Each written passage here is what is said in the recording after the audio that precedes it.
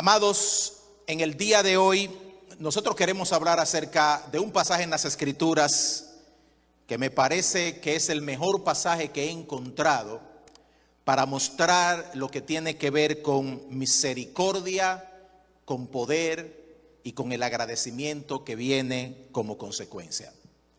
Hemos leído en el libro de Lucas, capítulo 17, versículo 11 en adelante, y aquellos que no estuvieron a tiempo el día de hoy, cuando nuestra hermana Lérida lo leyó, le invito a que abra su Biblia si la tiene consigo o mire a la pantalla para que podamos leer nuevamente este pasaje de escritura sobre el cual vamos a pasar el día de hoy. Y dice la palabra del Señor en Lucas capítulo 17 versículo 11 en adelante: aconteció que yendo a Jerusalén pasaba por Samaria y Galilea. Cuando entró en una aldea, salieron a su encuentro 10 hombres leprosos. Note el número: 10 hombres leprosos, los cuales se pararon de lejos y alzaron la voz diciendo: Jesús, Maestro, ten misericordia de nosotros. Cuando él los vio, les dijo: vayan, muéstrense a los sacerdotes. Y aconteció que mientras iban, fueron limpiados. Entonces uno de ellos, al ver que había sido sanado, volvió glorificando a Dios en alta voz y se postró sobre su rostro a los pies de Jesús, dándole gracias. Y este era samaritano. Y respondiendo Jesús dijo: ¿no eran 10 los que fueron limpiados? ¿Y los 9? ¿Dónde están? ¿No hubo quien volviera y diera gloria a Dios sino este extranjero? Y le dijo: levántate, vete, tu fe te ha salvado. Bendito sea el nombre del Señor. Dios siga añadiendo bendición a su palabra en este día. Mis amados, la gratitud es un tema de siempre. No es un tema solamente de Thanksgiving, no es el tema solamente de una semana o de una ocasión. Es un tema que nos debe llevar a nosotros no solamente a dar gracias, sino a vivir una vida de verdadera gratitud. Porque una cosa, mis queridos hermanos, es dar gracias, utilizar la expresión, decir la palabra, y otra más profunda es tener una genuina y auténtica intención y estilo de vida de agradecimiento. Esta historia nos habla acerca de la gratitud. Esta historia nos habla acerca de ser agradecidos. El único que narra esta historia es el evangelista Lucas. Mateo, Marcos, Juan no narran esta historia, por alguna razón que no sabemos, pero aquí en esta historia se destaca lo que el Espíritu Santo y Dios quisieron decirnos con una historia maravillosa, impresionante, sobresaliente, un milagro sin igual, que nos demuestra a nosotros el poder de Dios, la misericordia de Dios y lo que debe salir de nosotros como resultado del obrar de Dios en nuestras vidas. Esta historia comienza en lo que posiblemente fue la última etapa del ministerio de Jesús. Cuando usted lee en Lucas capítulo 17, posiblemente estamos en las últimas 3, 4, 5, 6 semanas del ministerio de Cristo Jesús. Dice la palabra del Señor en el versículo número 11 que Él va hacia Jerusalén, y todos sabemos la historia. Cuando Jesús se prepara para ir a Jerusalén, ya Él sabe lo que le espera. Ya le está preparándose para ese encuentro con escribas, con fariseos. Usted sabe lo demás que pasa, Herodes y todo lo demás que lo llevó a la cruz del Calvario. Pero la palabra del Señor hace una nota muy interesante, y es que dice que Él pasaba entre Samaria y Galilea. Cualquier judío ortodoxo no hubiera hecho la travesía que hizo Jesús. Jesús venía desde la parte norte de Israel, donde estaba Galilea, donde estaba Nazaret y todo lo demás, y él iba a parar aquí a Jerusalén. Los judíos odiaban a los samaritanos, les llamaban los perros samaritanos, y no querían tener ninguna relación con ellos. Y un judío ortodoxo, en lugar de hacer esa travesía y pasar por Samaria, evitaría pasar por Samaria y le daría la vuelta. Una caminata que le tomaría quizás una añadidura de días para poder llegar a Jerusalén, con tal de evitar pasar por Samaria y encontrarse con lo que ellos llaman los perros samaritanos. ¿Quiénes eran, mis amados, los samaritanos? Hay que regresar un poquito a la historia y encontrarse ahí en el libro de Esdras, en el libro de Nehemías. Posiblemente regresamos hasta el libro de Segunda de Reyes, donde Nabucodonosor invade, entra a Jerusalén. Entra a la parte sur de lo que era el reino dividido, reino del norte, reino del sur. Ya solo quedaba el reino del sur. Babilonia ataca, se lleva cautivo a muchos. Usted recuerda la historia de Daniel. Se los llevaron cautivos. Hicieron 3 incursiones, pero en cada incursión Nabucodonosor decidió dejar una parte del pueblo ahí en Jerusalén y en las partes aledañas. No se llevó a todos cautivos. Dice la Biblia que dejó allí a los pobres y desamparados, a los marginados de la tierra.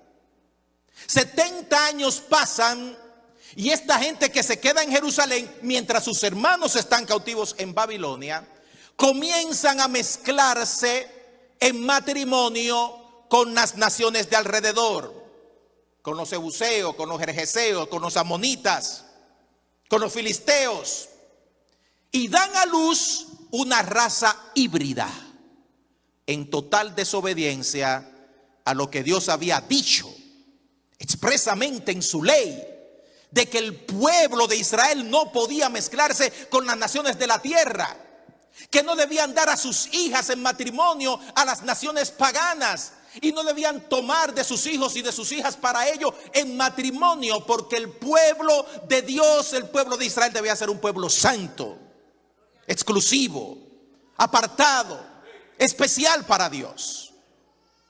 Regresa Zorobabel, regresa Esdras y regresa Nehemías, y encuentran este acto de obediencia en la nación de Israel cuando regresan de Babilonia.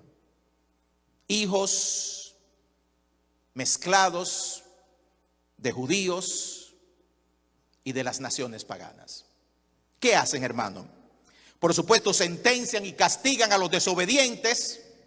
Algunos los excluyen, a otros los sacan de la ciudad, a otros le piden que desamarren y se desaparten de esos matrimonios y vuelvan otra vez a la ley de Moisés.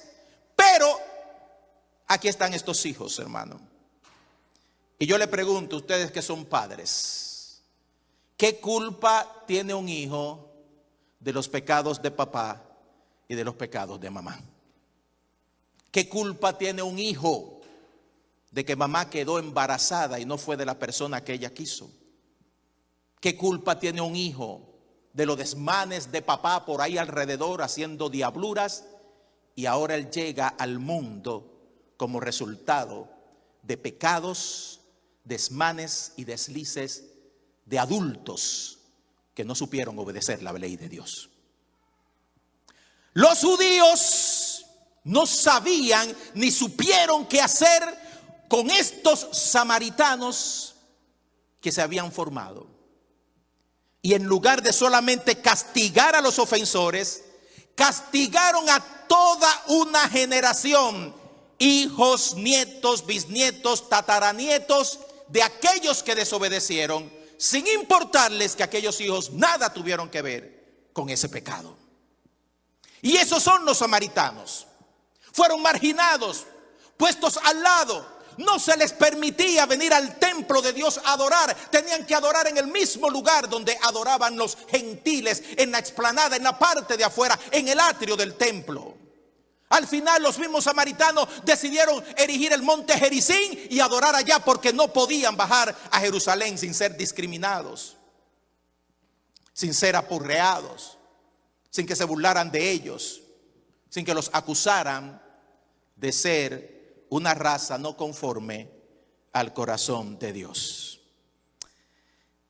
Dice la palabra del Señor en la historia de la mujer samaritana, Juan capítulo 4 versículo 9. Entonces la mujer samaritana le dijo: ¿cómo es que tú, siendo judío, me pides de beber a mí, siendo yo una mujer samaritana? Porque los judíos no se tratan con los samaritanos. Y la mujer samaritana está sacando esas agruras históricas. Se le está poniendo delante a Jesús. Óigame esto, como que Jesús va a seguir en la misma línea, en el mismo cajón de la discriminación y del estigma. Pero escuche esto, mi hermano y mi amigo que está aquí presente. Dios no tiene prejuicios. ¿Cuánto dicen amén? Dios no tiene prejuicios. No importa la raza que usted sea, blanco, negro, amarillo, verde, rojo, Dios lo ama de todas maneras. No importa de la nación que usted sea, dominicano, puertorriqueño, salvadoreño, guatemalteco, mexicano, americano, canadiense, africano, Dios te ama de la misma manera. Dios no vino a buscar a las personas por su abolengo, por su conocimiento, por su capacidad intelectual. ¿Eres graduado? ¿Fuiste a la universidad o no fuiste? ¿Tienes dinero o no tienes dinero? A Dios no le importa eso. El Señor Jesucristo vino a morir por nosotros, por todos nosotros, sin importar si somos hombre o mujer, somos niños o somos adultos, somos feos o somos bonitos. Cristo murió por todos. Y en este momento particular de la historia, Jesús se decide violar la costumbre cruel e irracional de una religión que no mostraba compasión. Él decidió ir a Jerusalén y pasar por Samaria. Y dice la palabra del Señor, mis queridos hermanos, que no entró bien a Samaria. Llegó a una aldea. Diferente a una ciudad, una aldea podía ser un poblado de 4 o 5 casas, 6, 10, 15. Entrando a una aldea, ni siquiera entró a la aldea. Dice la Biblia que le salieron al encuentro 10 hombres leprosos. 10 hombres leprosos. Yo no sé si usted sabe lo que es la lepra. No es una de las enfermedades que provoca headlines, provoca noticias el día de hoy, pero sigue siendo una enfermedad terrible, terrible. No sé cuántos de ustedes han conocido personas que son leprosas. En mi barrio conocí a varias personas y tuve la oportunidad de ver a varias personas que eran leprosas. Y la condición que estas personas adquirían con el tiempo, como la piel le perdía la sensibilidad, como estas personas no sentían ni frío ni calor en las partes afectadas por la lepra. Se le cortaba un pedazo y no lo sentían. Mientras la enfermedad evolucionaba, inclusive miembros de su cuerpo se le desprendían sin dolor. Y estas personas cobraban un aspecto que para la mayoría de las personas era asqueante y no bienvenido. La lepra es una enfermedad infecciosa crónica que afecta principalmente la piel, los nervios. La causa una bacteria que se llama Mycobacterium leprae. También se le conoce como la enfermedad de Hansen. Se transmite de persona a persona, pero también se transmite a través de la leche materna, de la picadura de mosquito. No es muy contagiosa, no es tan contagiosa como muchas otras enfermedades, pero a la final es terrible lo que le pasa a una persona que adquiere la enfermedad. La Biblia, mis hermanos, toma la lepra como un equiparamiento o comparación con el pecado. Y las personas que quedaban afectadas por la lepra, dice la palabra del Señor que recibían un tratamiento muy diferente al que cualquier persona con cualquier otra enfermedad recibía. Y es por eso que la palabra del Señor nos dice que cuando aquellos leprosos vieron a Jesús, se pararon de lejos. No se acercaron, no se atrevieron a exponerse, porque la ley dice en el libro de Levítico, capítulo 13, versos 45 a 46, en cuanto al leproso que tiene la llaga, sus vestidos serán rasgados, su cabeza será despeinada, se cubrirá hasta la nariz y pregonará: impuro, impuro. Todo el tiempo que tenga la llaga quedará impuro. Siendo impuro habitará solo. Su morada estará fuera del campamento. Escúcheme, mi amado. Además de una enfermedad que en aquel tiempo era incurable, hoy en día se cura fácilmente, pero en aquel tiempo era incurable. La persona afectada de la lepra tenía que abandonar a su familia, dejar a sus hijos si lo tenía, olvidarse de la sociedad de alrededor, olvidarse de acercarse un día a una celebración, una fiesta, nada. Tenía que irse a esperar la muerte en soledad, en algún lugar fuera del campamento o fuera de la ciudad. Y yo digo que una de las razones por la que estos hombres eran 10 es porque de alguna manera, quizás deambulando por el desierto, deambulando por aquellos lugares desolados, deambulando quizá por las cuevas, buscando un lugar donde refugiarse del sol, del frío, del viento, se fueron encontrando. Y hermano, no hay cosa que haga que las personas se unan y se acerquen más que cuando lo hacen en medio del dolor. El quebranto nos acerca, el quebranto nos mueve. Cuando sabemos que alguien viene a nosotros y nos dice: yo sé lo que tú estás pasando porque yo estuve ahí también. Yo sé lo que está pasando en tu vida porque yo estoy pasando por lo mismo. Hay algo en nuestra alma, en nuestro corazón que nos dice: acércate, hay alguien que te comprende. Y estos 10 hombres se unieron, se acercaron, se buscaron y formaron su propia comunidad de leprosos. Posiblemente eran más y algunos quizá ya habían muerto. Posiblemente se ayudaban a caminar, posiblemente se ayudaban a conseguir comida como pudieran, a buscar agua en el desierto para saciar la sed de alguno, limpiarle las llagas a los que posiblemente no podían caminar ni valerse por sí mismos, o los que estaban más avanzados con la enfermedad. Se pararon de lejos. Se pararon de lejos. Porque de alguna manera el prejuicio, porque Dios nos mandó lo que voy a decir ahora. Dios nos mandó a que alejaran al leproso y lo abandonaran y se olvidaran de él. Dios le dijo: él ahora estará solo.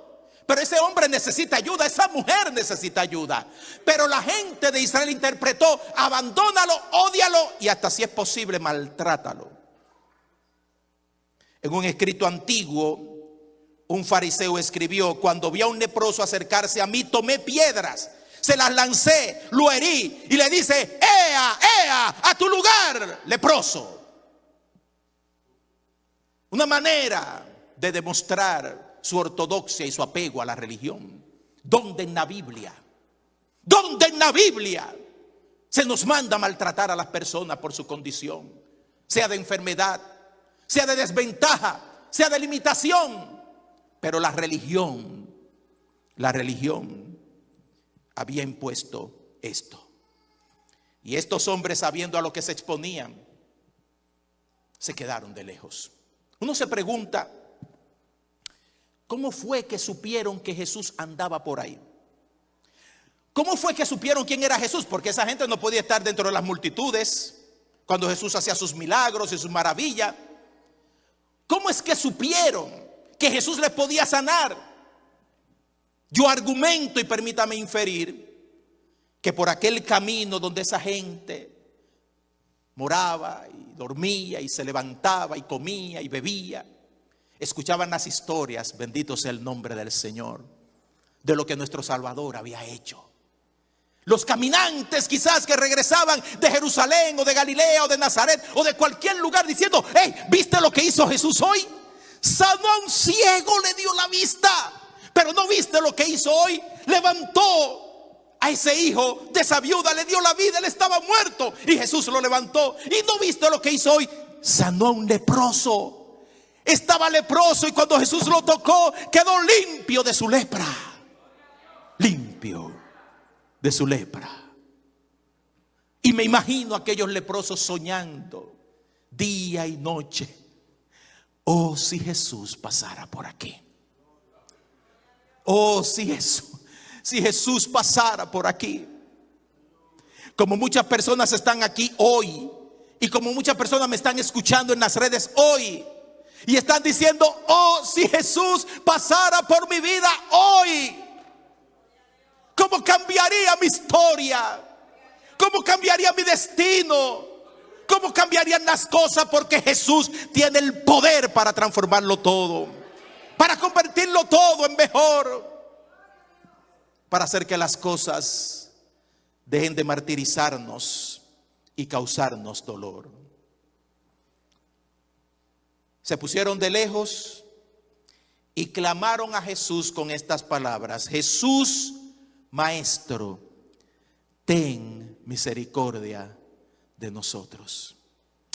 Bendito sea el nombre de Dios. Ten misericordia de nosotros. Yo le pregunto, ¿qué otra cosa se le puede pedir a Dios que no sea misericordia? ¿Podemos demandarle a Dios: tú me tienes que sanar? ¿Podemos exigirle a Dios? ¿Podemos ordenarle a Dios que haga esto o aquello por nosotros? No hay otra cosa, no hay otra manera correcta con la que nos podamos presentar a Dios si no es pidiendo: Señor, ten misericordia de mí. No merezco nada. Lo único que merezco, si es que merezco algo, es la condenación, porque sé y reconozco mis faltas y mis pecados delante de ti. Y si tú me dieras lo que yo me merezco, ni un terroncito de tierra quedaría de mí. Así que, Señor, lo único que puedo pedirte es: ten misericordia de mí. En estos tiempos donde la gente vive reclamando sus derechos, en estos tiempos donde la gente inclusive se le invita a que le diga a Dios que le dé la parte que le corresponde, estos leprosos dijeron: Señor, ten misericordia de nosotros. Hermano, Dios no tiene que hacer nada por nadie. Dios es soberano. Yo sé que este es un mensaje que se predica poco en las iglesias hoy en día, pero Dios sana si Él quiere, y si no quiere, no sana. Él no tiene que sanar a nadie. Cuando Jesús entró a aquel lugar en el estanque de Siloé, habían cientos de paralíticos y leprosos y gente tirada ahí enferma, y Él fue donde uno y lo sanó, y a todos los demás lo dejó enfermo. Y uno le pregunta: ¿y por qué no lo sanó a todito? Porque Él podía, porque Él es soberano. Porque Él sana cuando Él quiere, como Él quiere, y si no quiere, no sana. Pero cuando clamamos a Dios y lo buscamos en espíritu y en verdad, Dios se complace en mostrar su misericordia. Dios se complace en mostrar su amor. Al corazón contrito y humillado, dice la palabra, tú no lo vas a despreciar, oh Dios. Y aquí hay personas que están enfermas de enfermedades físicas. Mira, no dejes de clamar a tu Dios por sanidad. Dios está escuchando tu oración. Dios tiene su oído atento cada vez que venimos a Él y hablamos a su oído con fe, pidiendo, clamando. Y aunque seamos como la viuda delante del juez injusto que le decía: hazme justicia, hazme justicia, hazme justicia de mi adversario, la promesa del Señor es: ¿se tardará Dios en hacer justicia a aquellos de sus hijos que claman a Él de día y de noche? El Señor dice: no, pronto les hará justicia. El sanador está aquí. ¿Cuántos dicen amén? El libertador está aquí. Dios no tiene que hacer una sanidad porque declaramos una campaña de sanidad y Dios tiene que sanar para que el predicador, lo que organizaron la campaña, no queden mal. Dios no tiene que hacerlo así. Pero Dios está aquí. Y si tú clamas con fe, Y si tú abres tu corazón a Dios, Dios te puede sanar y liberar y romper con la cadena que está oprimiendo tu vida en cualquier sentido, sea emocional, sea espiritual, sea física. Para Dios no hay nada imposible. Créele a Dios. Aférrate a la fe. Confía en Dios. En esta iglesia hay testimonio tras testimonio tras testimonio de gente que ha sido sanada, libertada, sacada del fondo, pagada sus deudas, limpio, restaurado su matrimonio, su familia, porque hay poder en el Cristo vivo y resucitado. Hay poder en Jesús. La mano del Señor no se ha cortado en este tiempo. El Jesús que caminó aquí en la tierra es el mismo que se pasea en la iglesia cristiana metodista ahora mismo por ese pasillo. El mismo poder, la misma unción y el mismo deseo de sanar y de manifestar su gloria entre nosotros. La orden de Jesús fue simple, fue sencilla, pero también diría yo que inesperada. Si yo hubiera sido uno de los 10 leprosos, yo hubiera esperado, dije Alberto Valle, que Jesús hubiera venido y hubiera ido uno por uno. Usted sabe, sano, libre, lepra, vete. Eso yo hubiera esperado. Usted sabe. Pero Jesús ni siquiera se acerca a ellos. Los mira desde su posición, desde su lugar y le dice: vayan, muéstrense a los sacerdotes. ¿Cómo? ¿Por qué Jesús da la orden de que ellos vayan y se muestren a los sacerdotes? Dice el libro de Levíticos, capítulo 14, versículo 2 al 3. Estas serán las instrucciones acerca del leproso en el día de su purificación. Será traído al sacerdote. El sacerdote saldrá fuera del campamento y examinará al leproso. Siguiendo en el capítulo 14, versículos 8 y 9 dice: el que se purifica lavará su ropa, afeitará todo su pelo, se lavará con agua, así quedará purificado. Después podrá entrar en el campamento, pero quedará fuera de su tienda durante 7 días. En otras palabras, el que se declara sano de la lepra no puede entrar. No es que vas a volver con papá y con mamá y con tus hijos. No vuelves a la sociedad inmediatamente. Te esperan 7 días de cuarentena todavía que debes pasar. Al 7º día afeitará de nuevo todo su pelo, su cabeza, su barba, su ceja, es decir, todo su pelo. Luego lavará su ropa y lavará su cuerpo con agua y quedará purificado. Jesús le está diciendo a aquellos 10 leprosos: vayan, muéstrense a los sacerdotes. Y usted sabe qué implica eso. Declárense sanos. Pero no estamos sanos. La lepra está aquí, la llaga está aquí, el dedo que me falta no ha vuelto. Estoy cojo como siempre, ya perdí la vista por la lepra, no puedo respirar, estoy igual. ¿Por qué Jesús sencillamente envía a estos hombres a los sacerdotes? Hermano, porque muchas veces Dios va a decirnos: avanza. La puerta está cerrada, pero se va a abrir cuando llegues al frente. Avanza. Y tú le dices a Dios: Señor, pero la puerta está cerrada. Y le dices: sí, pero avanza. Cuando llegues al frente, no, Señor, yo quiero que tú me la abras ahora antes de yo comenzar a caminar. Yo la quiero ver abierta. Y Dios te dice: no es así que funciona en la fe. El Señor le dijo a Abraham: sal de tu tierra y de tu parentela a la tierra que yo te mostraré. ¿Por cuál camino? No te tengo que decir. ¿Cuánto tiempo durará el viaje? No te tengo que decir. ¿Qué va a pasar en el trayecto? No te tengo que decir. Solamente obedéceme. Sal de tu tierra y de tu parentela a la tierra. No te la he mostrado, yo te la voy a mostrar. Tú sal. Tú sales. ¿Y cuántos de ustedes y cuántos de nosotros, incluyendo este servidor, hemos recibido de parte de Dios ese desafío de fe? Desafío. Atrévete a moverte conmigo, que no vas a fracasar. Muévete conmigo, que no vas a pasar vergüenza. Confía en mí, que yo voy a estar ahí en el momento en que tú determines y yo determine que me necesitas. Pero tienes que atreverte a caminar en fe. La vida cristiana La vida en Dios es una vida de fe. No es ver para creer. Es como el Señor le dijo a Marta con relación a Lázaro: no te he dicho que si crees primero, entonces verás la gloria de Dios. Crees primero y entonces ves la gloria de Dios. Tienes que creer. Tienes que atreverte a confiar. Tienes que atreverte a dejar tu propio yo, tu propia fuerza, tu propia manera de hacerlo y decir: Señor, a la manera tuya me deposito en ti, descanso en ti, dejo esta ansiedad, dejo esta preocupación, dejo esta carga que no me deja dormir. No es con mi fuerza, no es con mis emociones, es con el poder de tu gloria. No lo veo, pero lo creo. No lo tengo, pero lo declaro como si lo tuviera. Que Dios va a manifestar su gloria en mi vida, en mi casa, en mi familia, en mi trabajo, en mis sueños, en mis anhelos. Ese es el Dios que conocemos. El Dios que te dice: avanza. Aunque no veas ahora, lo verás en el momento que lo necesites. Y estos hombres, hermano, obedecieron en fe. Comenzaron a caminar hacia la ciudad. La Biblia no nos dice si posiblemente llegaron a la ciudad.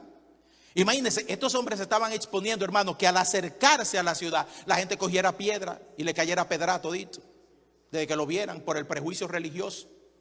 Estos hombres se exponían que hubieran llegado a los sacerdotes, y los sacerdotes, viéndolo en esa condición de leproso todavía, se la pusieran en China y se la pusieran peor todavía de cómo estaban. Pero dice la palabra del Señor que caminaron, y dice la palabra que mientras iban fueron limpiados. Mientras iban, hermano, es en el caminar, es en el atreverte a creer donde ocurren los milagros. Es en el caminar en fe donde ocurren los milagros. No es cuando Dios te dice, o cuando tú le dices a Dios: Señor, yo lo quiero tener todo arreglado y ahí preparadito para entonces yo decidirme a hacer el proyecto.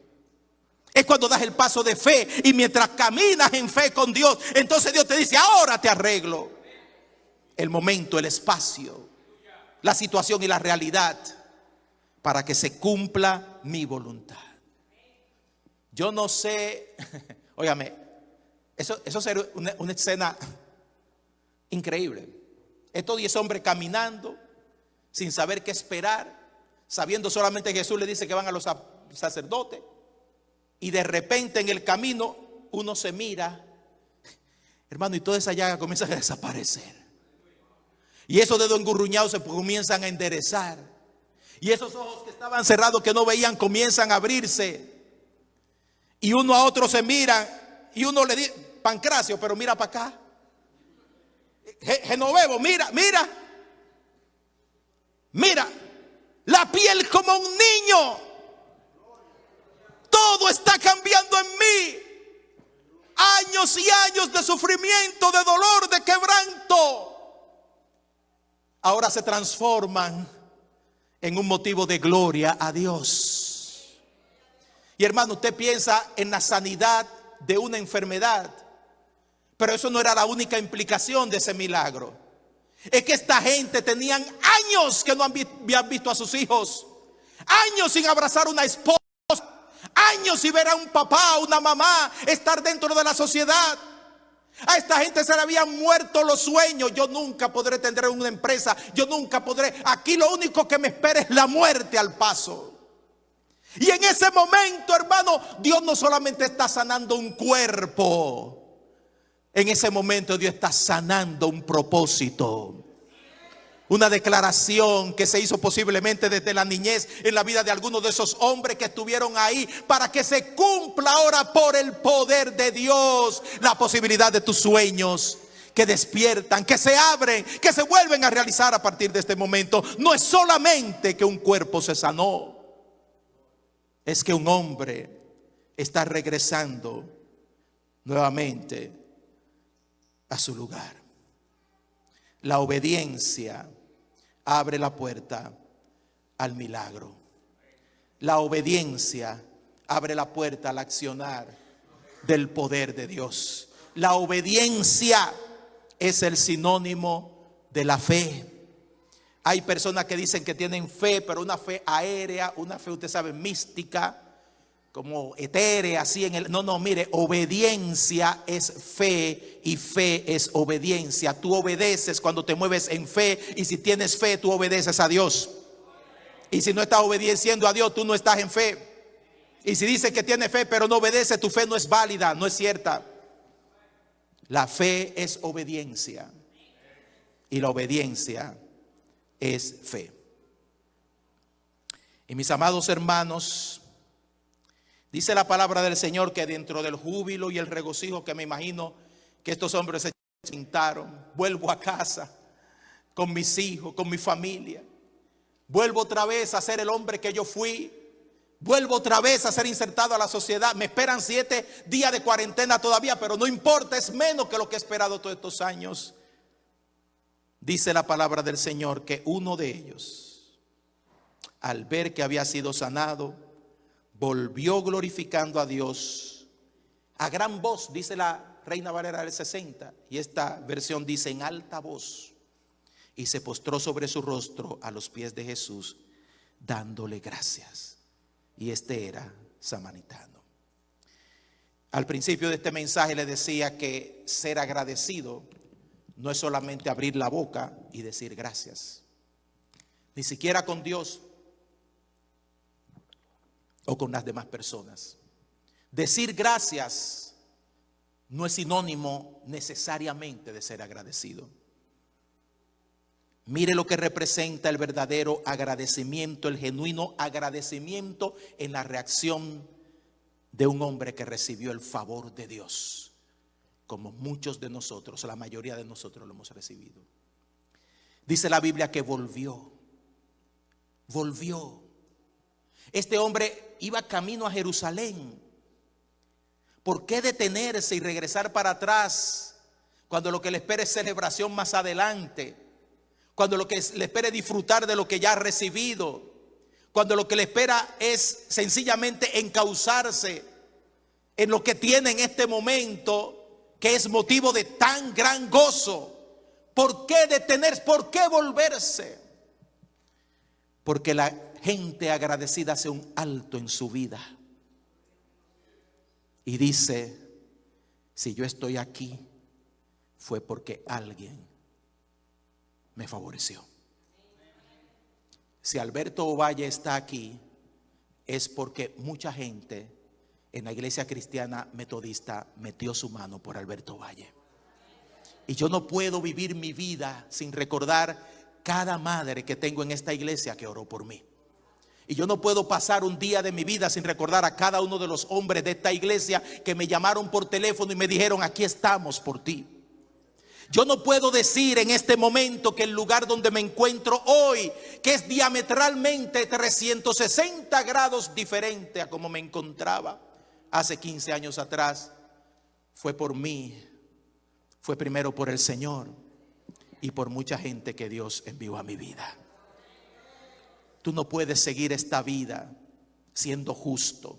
Tú no puedes seguir esta vida siendo justa si no te detienes en tu caminar y te preguntas: ¿cómo he llegado hasta aquí? No llegué solo, no llegué sola. Alguien me dio la mano en algún momento de mi vida. Alguien me la extendió cuando yo lo necesitaba. Yo estaba solo, pero alguien Dios envió para hacerme compañía. Y ese es el momento donde tú reflexionas y dices: tengo que ser agradecido.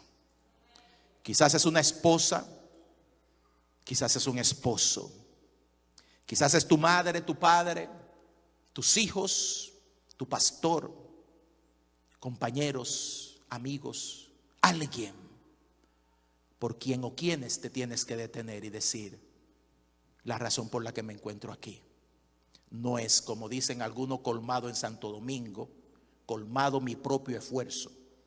Si aquí llegué yo, me lo gané yo, lo hice yo y nadie más.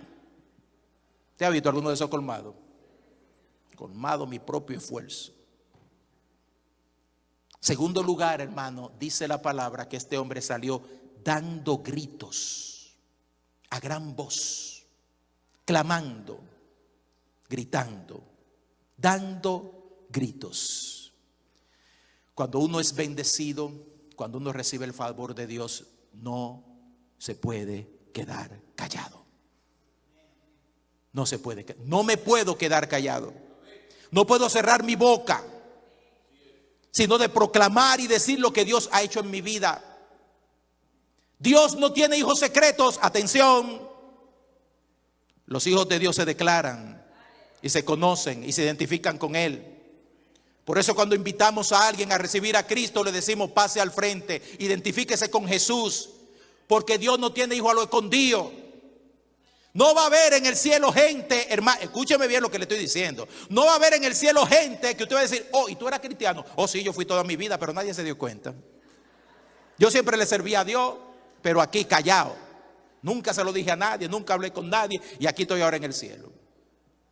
Eso no va a suceder. La Biblia dice: el que me confiese delante de los hombres, yo también le confesaré delante de mi Padre que está en los cielos. Y es tiempo de que nosotros proclamemos la bondad de Dios más fuerte que lo que el mundo proclama, las cosas que en el mundo están pasando. A veces la gente llega de una fiesta, hermano, y parece que se están llevando el mundo por delante. ¡Wow! ¿Cuánto gozamos? ¿Y cuánto? Mire, usted debe llegar así de la iglesia. Cuando usted llegue hoy de la iglesia a la casa, diga: ¿cuánto gocé en ese culto, mi hermano? Gloria a Dios. Ahí estaba Dios metido. Eso sí estaba bueno.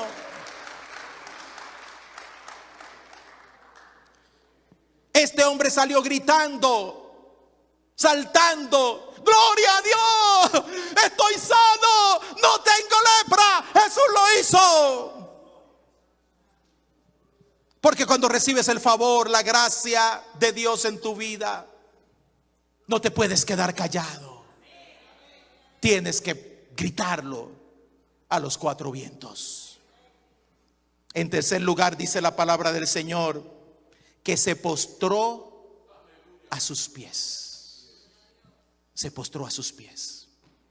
Estamos hablando de agradecimiento. No es decir solamente gracias.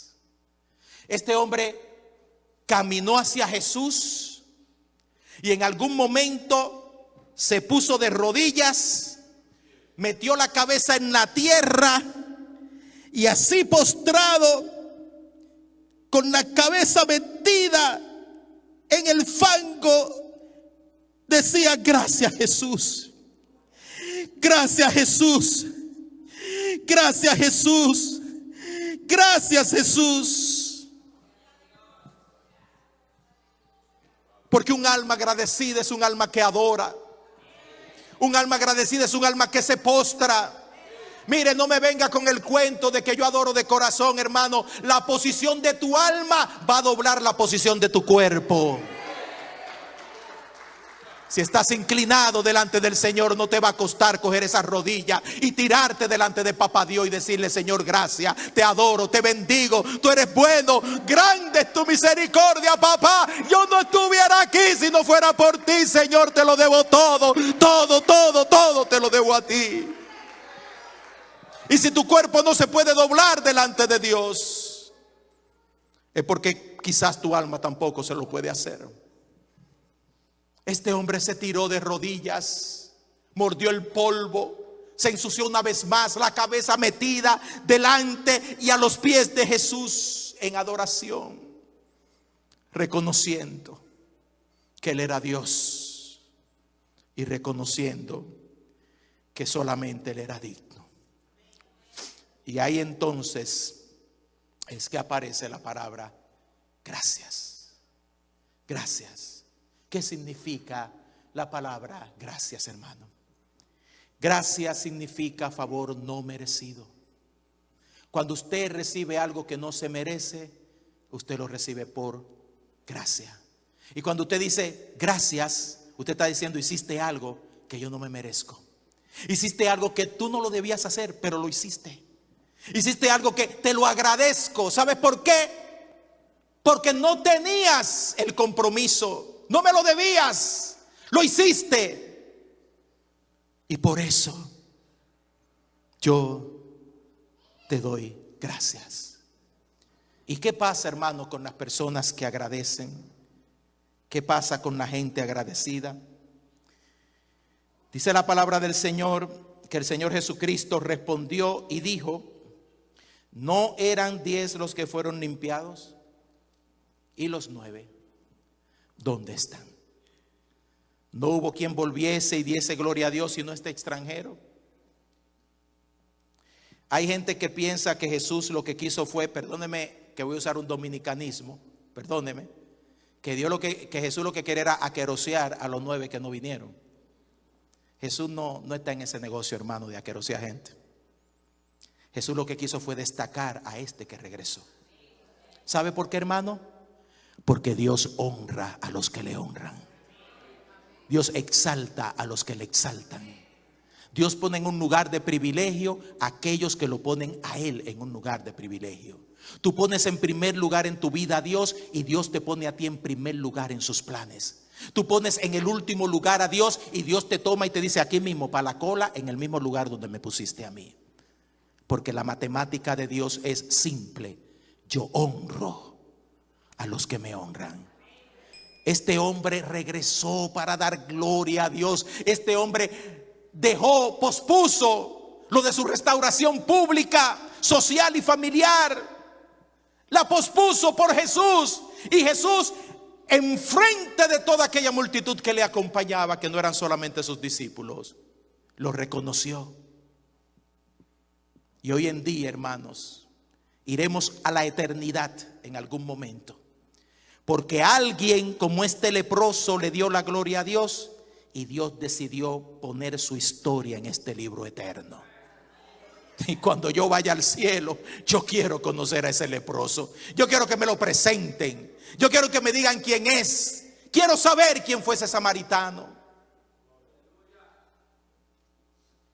que honró a Dios y Dios lo honró a él.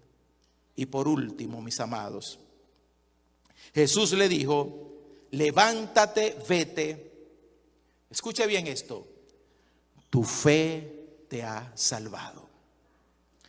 Las personas agradecidas reciben bendiciones mayores.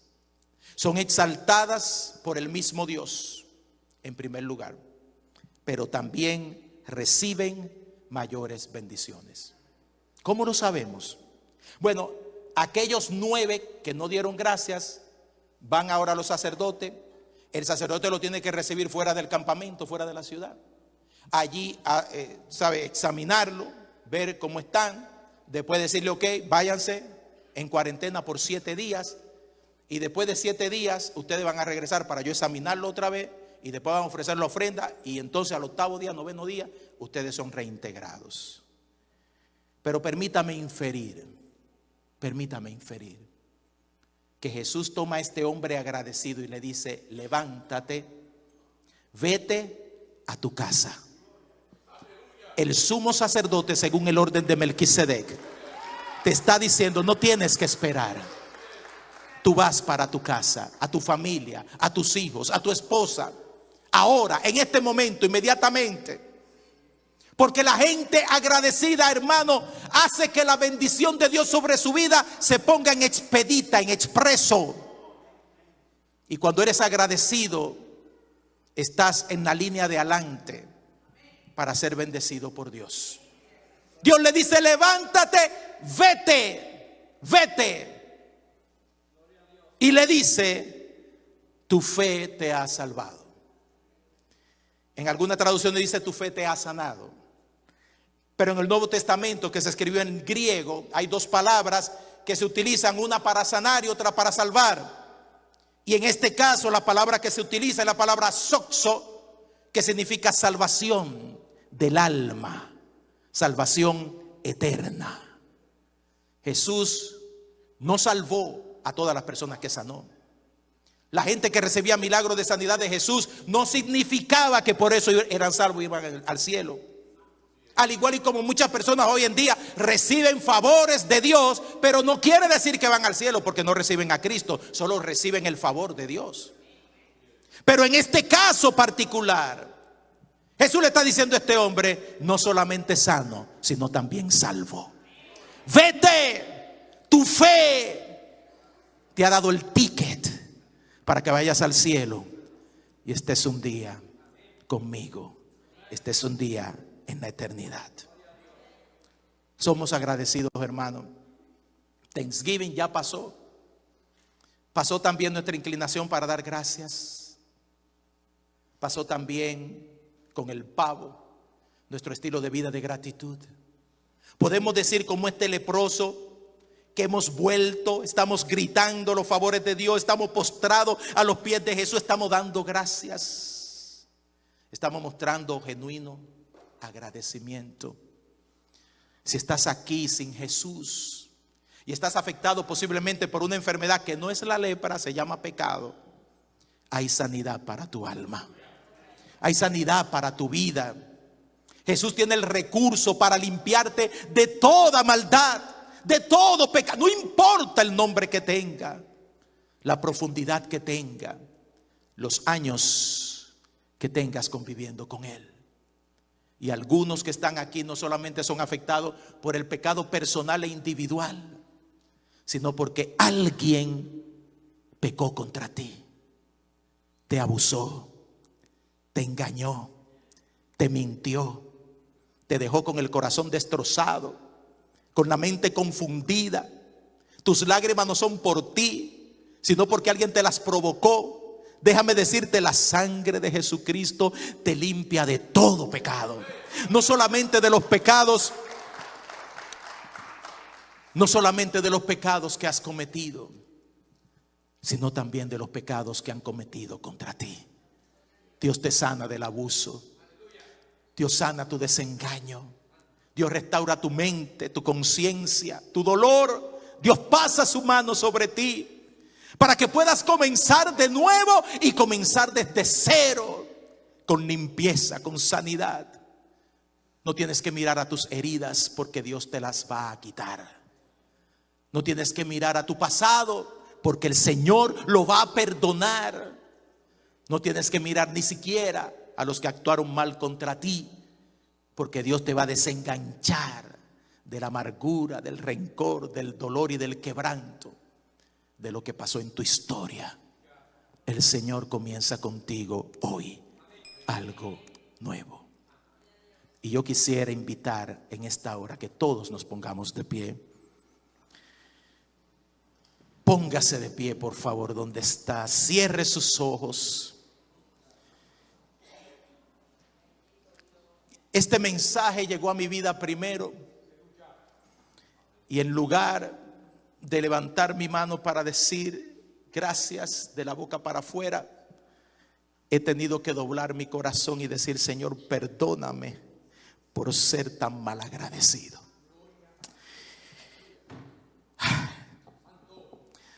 Perdóname, Señor, por no darte gracias a la manera de este hombre leproso. Tú has hecho tanto por mí, Señor. Yo te he dado tan poquito. Pero si en esta hora el Espíritu Santo ha ministrado tu corazón, yo te invito al altar y que traigas al altar de Dios tu quebranto, tu dolor, tu necesidad, tu acción de gracias. El altar es el lugar donde nos encontramos con Dios. La palabra del Señor nos invita en todo el Antiguo Testamento a que vengamos a la presencia de Dios y visitemos su altar, porque allí entregamos nuestros pecados. Allí depositamos nuestros quebrantos. Allí nos encontramos con Papá Dios y Él se encuentra con nosotros. Ahí se sanan nuestras heridas. Ahí comenzamos de nuevo. Ahí salimos para comenzar nuevamente. Mientras mi esposa ministra con esta canción, yo te quiero invitar a que vengas al altar. Y no te voy a insistir. Sencillamente, si lo necesitas, si sientes en tu corazón que este es el espacio donde Dios te quiere ahora, sencillamente ven y deposítate delante de Dios. No sé lo que Dios está hablando a tu vida. No sé lo que el Espíritu Santo está tratando contigo. No sé hasta dónde Dios te quiere llevar o hasta dónde quiere caminar contigo. Tu desafío de fe, ¿cuál es? No lo sé. Pero te invito al altar para que le digas a Dios: Señor, aquí lo dejo todo, como aquel leproso, agradecido y listo, Señor, para comenzar contigo. El Espíritu Santo me mueve esta tarde, hermano, a orar por los enfermos. Todo aquel que esté afectado de enfermedad, de quebranto en este momento, ore a Dios, porque el Señor le quiere sanar. Quiero invitar a todo aquel que quiera recibir sanidad, venga, pase al altar. Venga, pase al altar. Vamos a orar por su vida, vamos a orar por su enfermedad. Vamos a clamar a Dios. La oración de fe sanará al enfermo y el Señor lo levantará. Y si hubiere cometido pecado, le serán perdonados. Usted crea la palabra de Dios y la otra parte le corresponde a Dios. Usted crea la declaración de Dios y la otra parte le corresponde a Dios. El Señor sana riñones, el Señor sana migraña, el Señor sana la lepra, sana el cáncer, sana los intestinos, sana el estómago, sana la gastritis. Toda enfermedad se va en el nombre poderoso de Cristo Jesús. No hay limitación para el poder de Dios. No hay limitación para... Yo quiero toda la iglesia en comunión. Toda la iglesia en comunión, hermano. Esta es una guerra espiritual. Esta es la manifestación del poder de Dios. De aquí van a salir testimonios poderosos para la gloria del Cristo de la gloria. Así que cree solamente. Óyeme, cree solamente que para Dios no hay nada imposible. Para Dios no hay nada imposible. Pon tu mano en la parte afectada de tu cuerpo si lo quieres hacer en este momento. Y dile a Dios: Señor, en el nombre de Jesús, entrego mi enfermedad en este altar. En el nombre de Jesús, Padre, estoy aferrado a ti. Toma mi enfermedad, Señor, te la entrego. Sáname, Padre. Llévate el dolor, llévate el quebranto. Cambia ese diagnóstico, Padre, que sea de testimonio para ese médico, que cuando yo vuelva a diagnosticarme, él sea el primero que diga: ¿qué pasó aquí? Aquí había algo, pero aquí no hay nada ahora. En el nombre de Jesús, en el nombre de Jesús. Padre, sana migraña en el nombre de Jesús. Sana gastritis en el nombre de Jesús. Sana intestino afectado en el nombre de Jesús. Sana parálisis en el nombre de Jesús, Padre Santo. Sana huesos adoloridos en el nombre poderoso de Jesús. Matrices, úteros que todavía no han concebido, Padre, que conciban en el nombre de Jesús, Padre Santo. Todo diagnóstico lo traemos delante de ti, Padre. Todas las partes afectadas de nuestro cuerpo están ahora mismo en tus manos, Señor. En tus manos. Tú sanaste a 10 leprosos, Señor. Tú sanaste a los ciegos. Tú sanaste, Padre, a los paralíticos. Tú levantaste a los muertos de la tumba, Padre. Y aquí estamos nosotros creyendo en ese mismo Cristo que eres tú. Tú eres el mismo ayer y hoy y por los siglos, Señor. Tú no has cambiado. Así que, Padre, en el nombre de Jesús, levanta testimonio de sanidad en esta hora, Padre. Créele a Dios, mi hermano, no le creas a nadie más. Créele a Dios, no le creas a nadie más. Confiesa delante de Dios que Él te va a sanar, que Él te puede sanar, que tu quebranto ahora le pertenece a Él. Le pertenece a Él. Le pertenece a Él. Padre, creemos que tú estás sanando en este momento. Dele la gloria a Dios. El Señor está sanando en este momento. Creemos que tú estás sanando en este momento por el poder poderoso de la sangre de Jesucristo. Creemos, Padre, que tú has comenzado en este momento a hacer obras poderosas y portentosas en la vida de los que están aquí, Señor, en este altar, declarando con fe que tú lo puedes hacer. Así que dele gracias al Señor. Dígale gracias, Señor. Dígale gracias, Señor. Gracias, Padre Santo. Gracias, Padre Santo. Gracias, Padre Santo. Dele gracias, dele gracias, dele gracias, dele gracias. Dele gracias, dele gracias, dele gracias. Dele gracias. Dele gracias. Dele gracias porque en fe el Señor va a cumplir su propósito en su vida, para la gloria y para la honra de su nombre. Dele gracia, dele gracia. Bendito sea el nombre de Jesús.